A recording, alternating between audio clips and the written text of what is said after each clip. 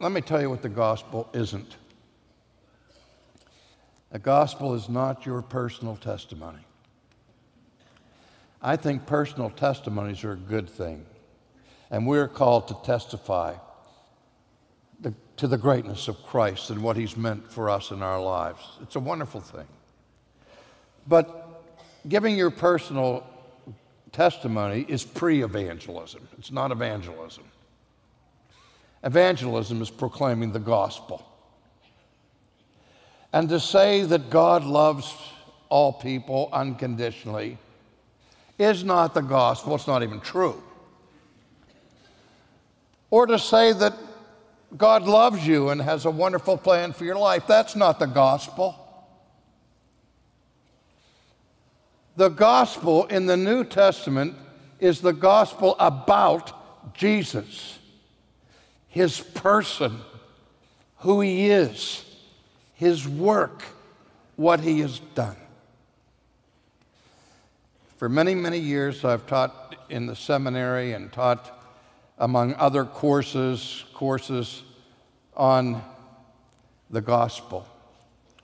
And in order to work in the Doctor of Ministry program of seminaries, usually it's required that a person will have finished their basic seminary training and be ordained, be in the ministry for at least 5 years before they can enter into a Doctor of Ministry program. And when I teach on these questions, it would be my custom to stand in front of the room with the chalkboard and a piece of chalk in my hand with the first class of our students and say, let's start here, the ABCs. How many of you have been ordained to the gospel ministry? And they all raised their hand. I was okay, let me write on the blackboard the definition of the gospel. What is the gospel?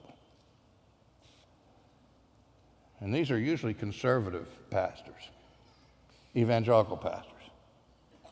In my experience, it's anecdotal, not absolute, not scientific. Not 1 in 10 have been able to give an adequate definition of the gospel. They'll say, the gospel means that I can be forgiven of my sins. Yes, it does. The gospel means I can have a meaningful life. Yes, it does. But those are consequences and results of God. They're not the gospel. The gospel is a clearly defined message.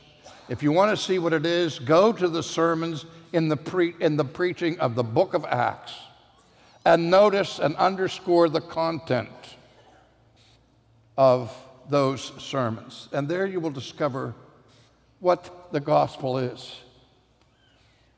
It's about Jesus, who was born according to the scriptures and who lived a sinless life and who died an atoning death on the cross, and for our righteousness God raised him from the dead and carried him in glory to heaven for his coronation as our king and for his installation as our great high priest who ministers for us every day and who will come again at the end of history to bring the fullness of his kingdom, which has begun already, but will not be completely manifested and consummated until his return.